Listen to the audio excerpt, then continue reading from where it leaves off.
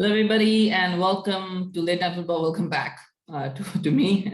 We've taken quite a big break, actually, but there's some things to work on, and of course, the transfer window hasn't been as exciting recently. But things when it rains, it pours, as they say. And I think it's really interesting day today. So much happened, and yeah, we're here to cover that. So we've got Knayha joining me as well. Knayha, welcome on the show once again.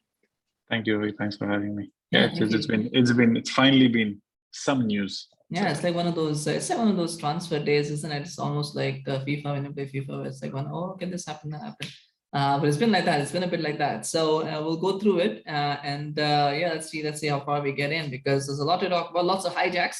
Like you're in an airplane. Well, maybe not a good joke to make, but yeah, it almost feels there's like a bunch of hijacks. That the word that has been used, hijack. But we'll start with some breaking news. Sven Botman has been confirmed to go to Newcastle. I mean, that was something that we knew was going to happen, but that deal has now been confirmed. So it's a good signing for Newcastle. I mean, they probably needed a centre back, and they've signed Nick Pope. Now they've got Sven Botman as well. In probably two good deals. Absolutely, and they've been after him for some time. Like it's Steve, Sven Botman was kind of on their list even in January. There were rumors that they were looking at him in January as well. But then I think it just took them longer than they expected. They couldn't get him in January, and then finally getting them through. Of course, they have a set partnership, Newcastle at the back. But then I guess that's just kind of keeping players on their toes, and getting a new signing just to kind of freshen the pack up.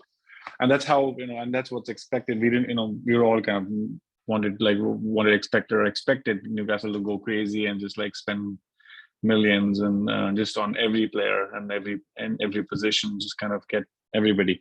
But then they've been very sensible about it, and going slowly and slowly building up, and also knowing who could fit into their kind of style of play in the upcoming season. So yeah, I think it works well. The deal is till 2027, 37 million euros confirmed from, and yeah, it's a good signing.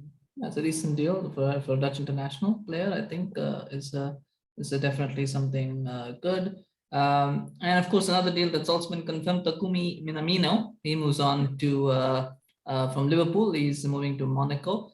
I mean, it was a weird deal that happened. I mean, I guess they took the opportunity. It was an £8 million release clause or something at that time, and so they took it. They took advantage of it. Never looked like he settled, but I mean that's the advantage of doing a cheap deal, because even if they don't work out, you can still sell them for a profit, as they've done here. They sold them for 15.5 million. Just trying to figure this. What I suppose that euros, or was that pound? I think that's euros. Yeah, 15 million euros. That's the deal. So again, something that's in Liverpool are losing a couple of attackers there. They've lost Origi as well. They've got Mane as well. So looks like there's a bit of change happening there in terms of maybe a bit of restructure in the attack, probably. Yeah, but obviously they needed to, considering the players that they've let go as well, like Mane leaving, and also the signings that they made, Nunez coming in, and Luis Diaz in January. So they already knew that these were players that they were players that they need to kind of get going, because the game time was already kind of, for Origi, like for example, it was very limited. Of course, he was pretty critical for them in the whenever he played, but then it was just like those moments that he would play for. And even Minamino, he came back from Southampton expecting that he will start almost every game, but then they signed Luis Diaz, who was just kind of fit right in, and was giving Firmino a run for his money. Now the only player who's happy about everything that's happening around him is Firmino. So but then I think for Liverpool also to kind of shed some weight around top the attacking half, that's a good thing, and also allows more youth to come in. Maybe it also is kind of opening up space for, I think it's all kind of also opening up space for Salah to kind of the deal he wants in a way, and so on. So because the way structure needs to still be maintained, and I think they're trying hard to keep, because of course now Mane leaving and Minamino and Origi leaving, it's a lot of more. It's basically Liverpool have said to Salah that, okay, we're doing this all and now you have the writing on the wall. So just sign with what we have, so that we can talk add-ons and so on and benefits. But then Minamino could never kind of, I feel, settle. I never saw him feeling settled in that Liverpool shirt after coming back from Southampton, because he had a good season at Southampton, but I guess it's just the fact that he couldn't get game time, and he's not going. I would say Monaco is not a bad place to be, because they're always around the Champions League spots, and you always at least have them in the round of 16.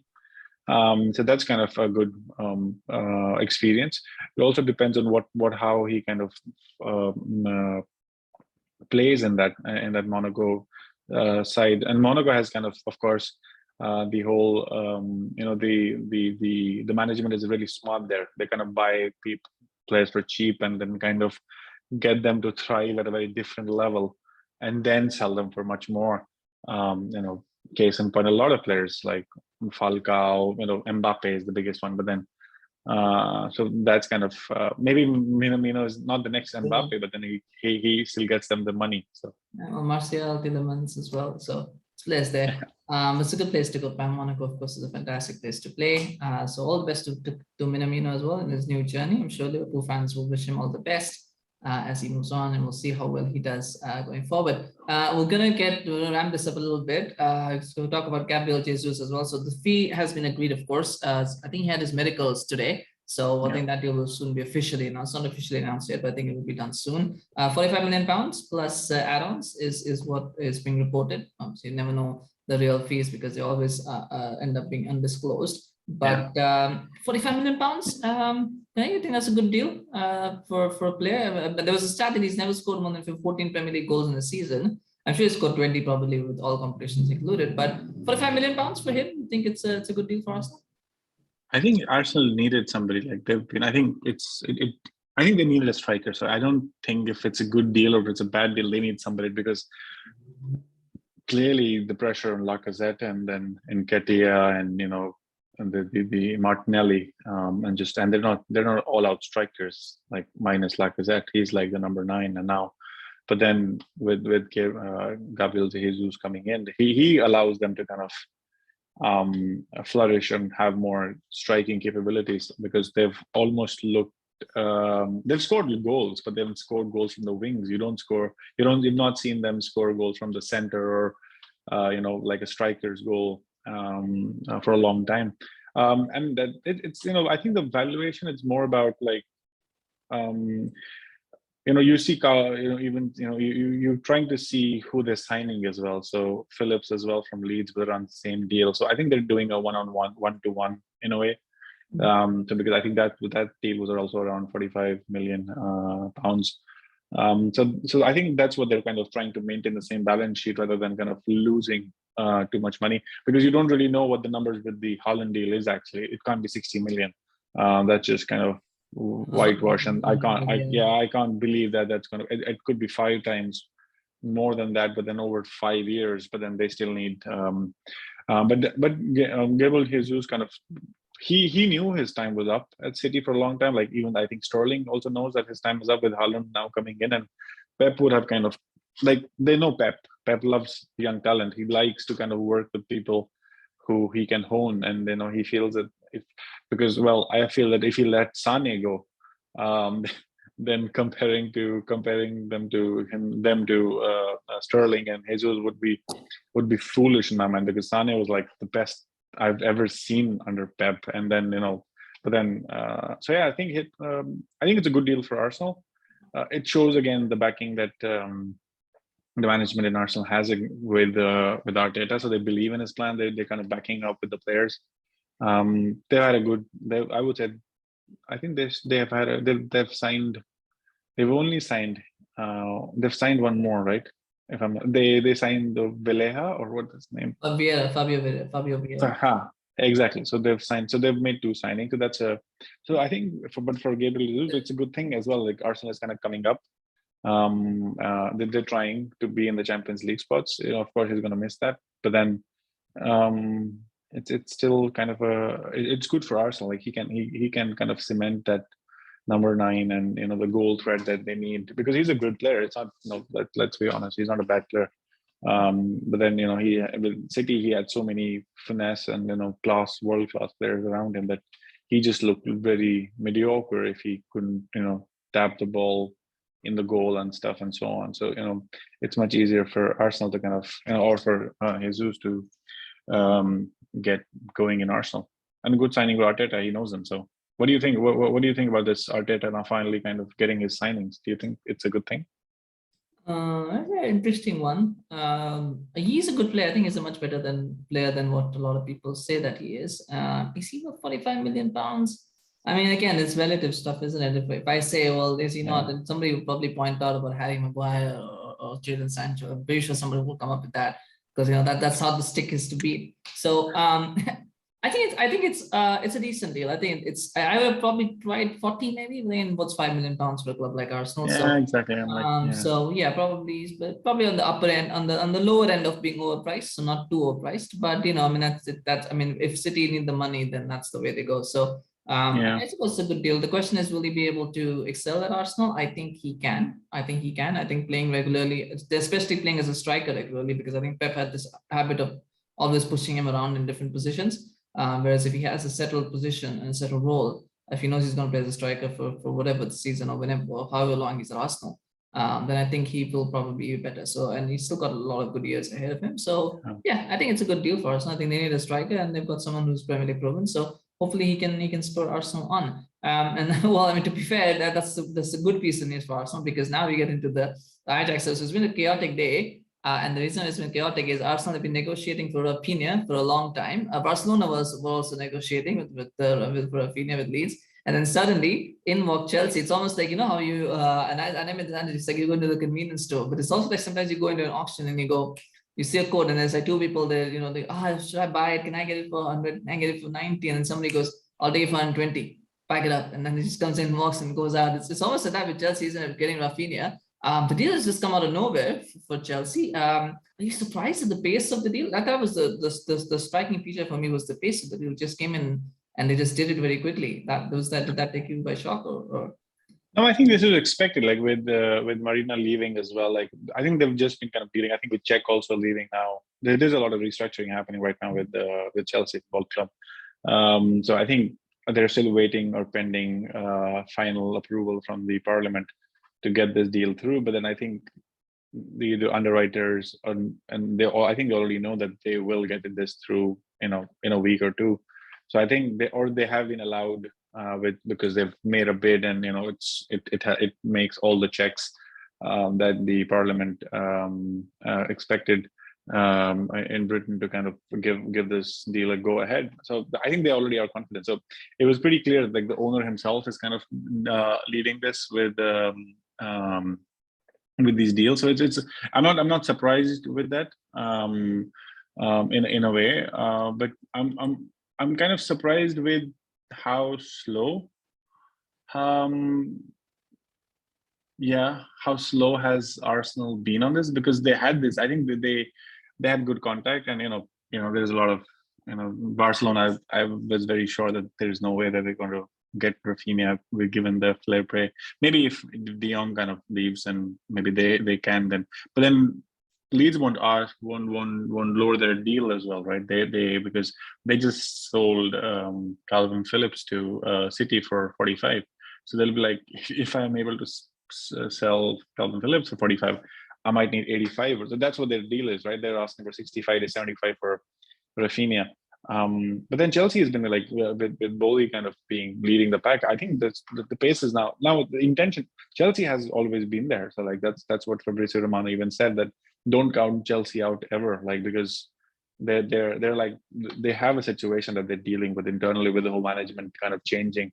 But then it's not that they're kind of out, like Tuchel is not being listened to. Like Tuchel now has much more to kind of offer, right? Like he has much more say in, in club management in a way, maybe. And that's what that's what's showing. Like if they see that there is a gap and an opening to kind of, again, hijack a deal, why wouldn't they? But I don't think they're even hijacking any deals here, because Arsenal didn't make a bid. They just had a verbal check.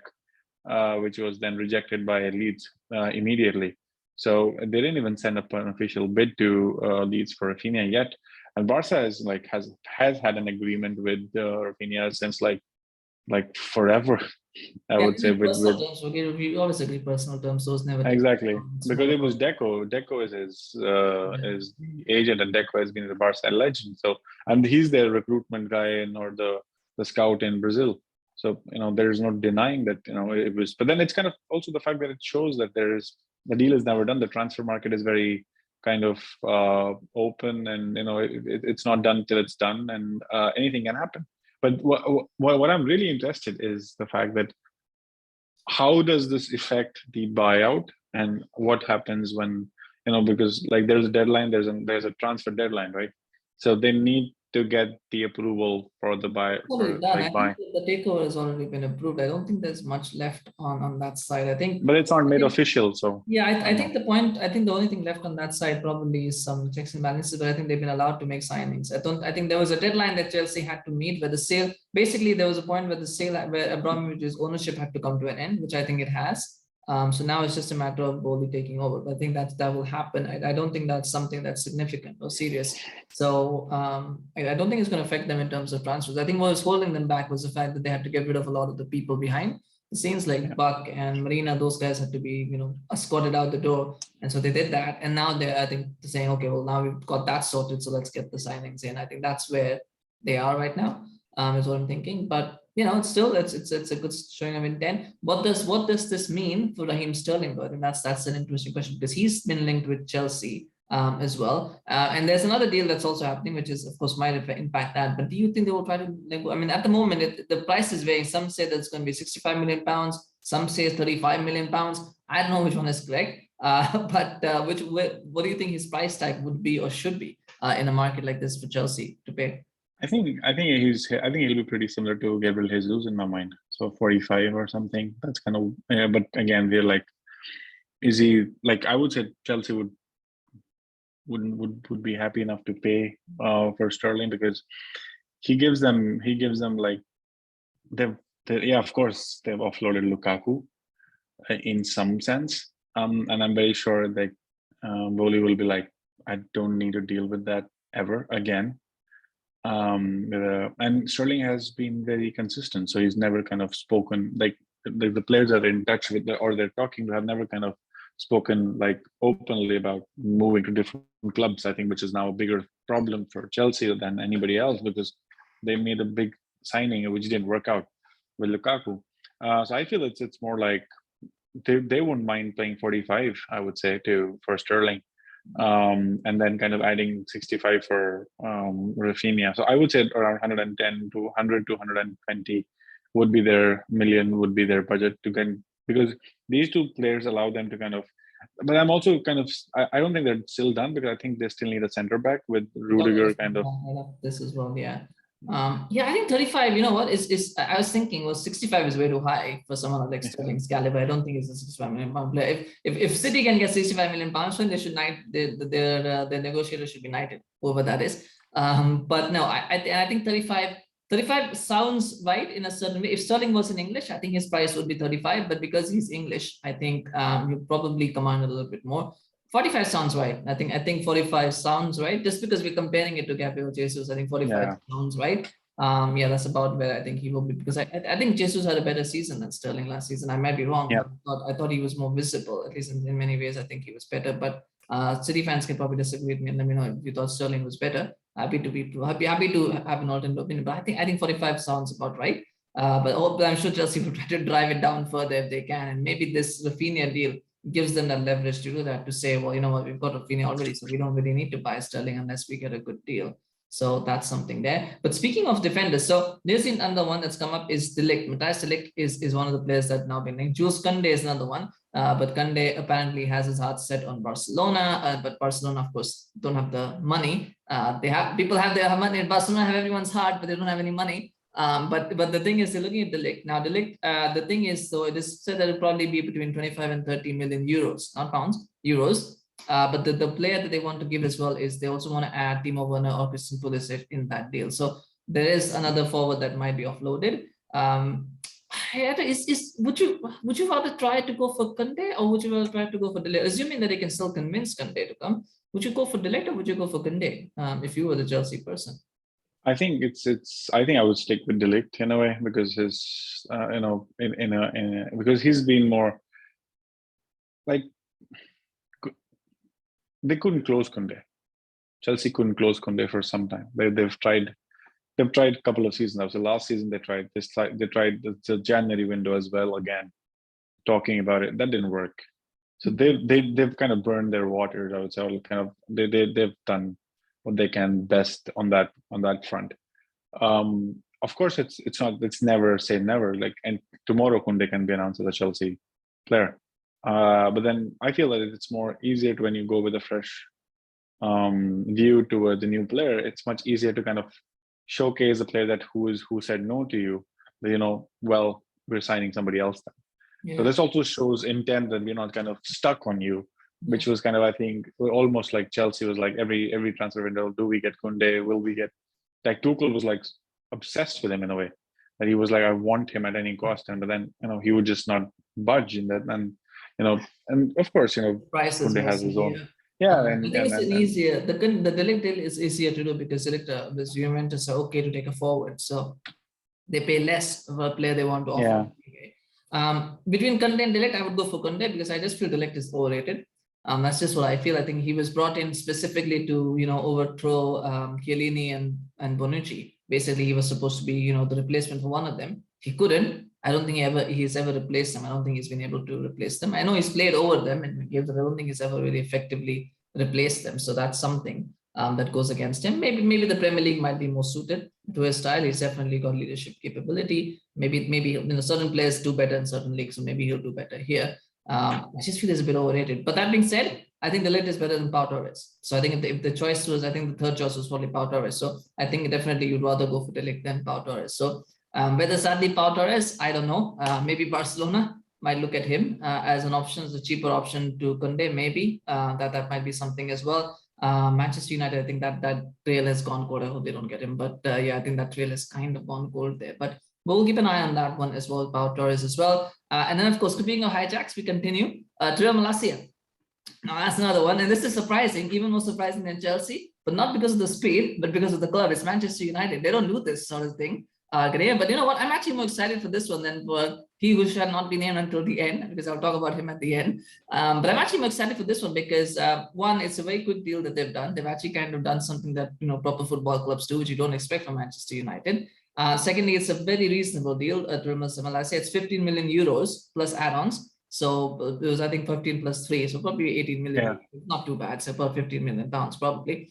It's a good deal. It's a left back. Maybe not a position that was a priority, but still a decent signing at a left back and a young player with potential. So talk us to this one. What do you think this deal means? One for United and also for Luke Shaw and Alex. I think this deal shows intent to Frankie De Jong. I think that's the first topic because he shares the same agents as Frankie De Jong, Malacia, but then this basically is trying to tell Tyrell Malacia as well that we're not, and also De Jong, that we're not kind of just sitting down.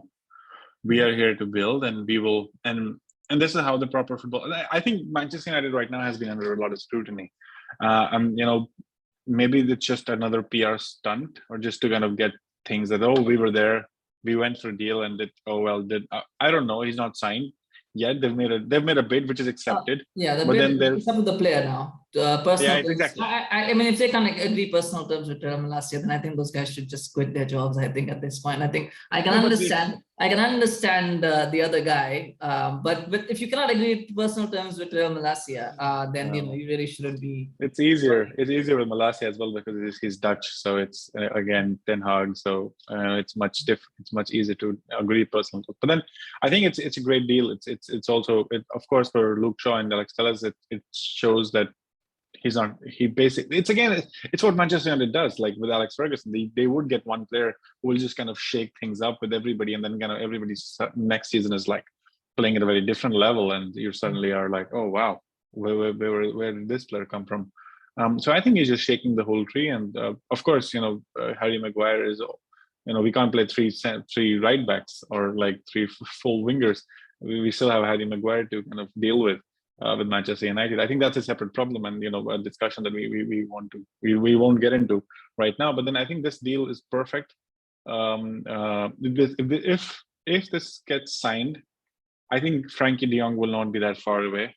Because I feel that this shows intent, and this is basically, I think, I don't want to say that it's pressure, it's Eric, but I think it's Eric Ten Hag as well, kind of, because there's a pattern here. He basically is going to players that he knows that he can convince, and he wants to play with. So there's clearly a pattern here where even the board, Manchester United board, is basically at least listening to him, and this is what it seems to me. Like they're not kind of giving up and be like, okay, we will not listen to you, and we will just kind of do what we want to do. And like they try to do with Ragnick, and I don't know how much they did with Ole, but then for Ragnick, of course, because he wanted with Van Gaal, they've done that with their targets. So because he wanted Nunez and everybody. But then I think this is a perfect deal. Manchester United, if they get through him. Of course, Luke Shaw needs to, and Luke Shaw and Alex, but then that's the thing. They're all looking for deals. Like it's not that Manchester United has not told all the players almost. I was minus Cristiano Ronaldo, that if you don't find anything, you are open to find something. If you find a deal with somebody, your agents are open to work. Let your agents work. Like it's basically like right now, agents are like, no, why should we work? We're happy. I mean, the obvious solution is Leon are obviously looking for a left back. Just offer Alex Telles to Leon. Somebody said that on Twitter, by the way, I think somewhere. Yeah, just offer. Yeah, just be like, yeah, Leon, sorry, we hijacked your deal. We're so sorry. Yeah, why don't you buy Alex Telles from us for the same price?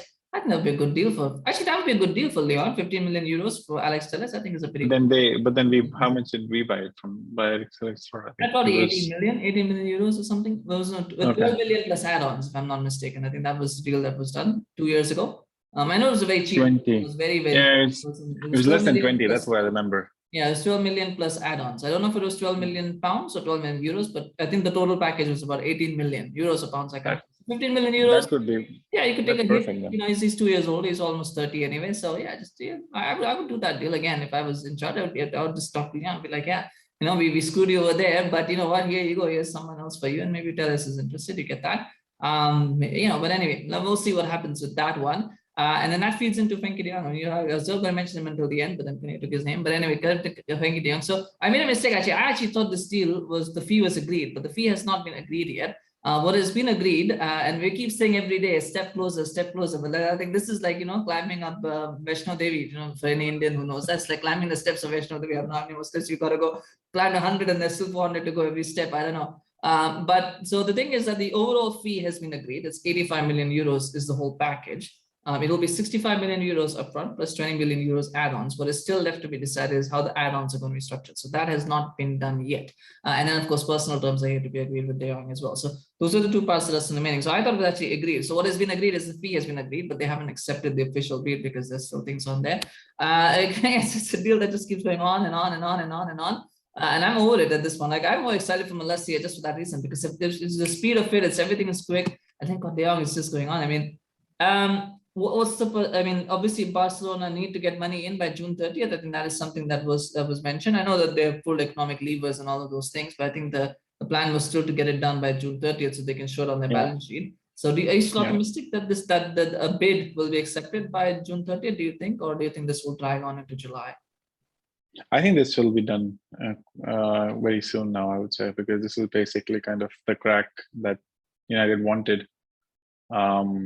Because Barca will kind of basically be like, we have the money, we don't, they play ball, but then United know they need the money. So and I think what's being discussed right now is how do they pay the 20 million? Like how does the breakup of the 20 million?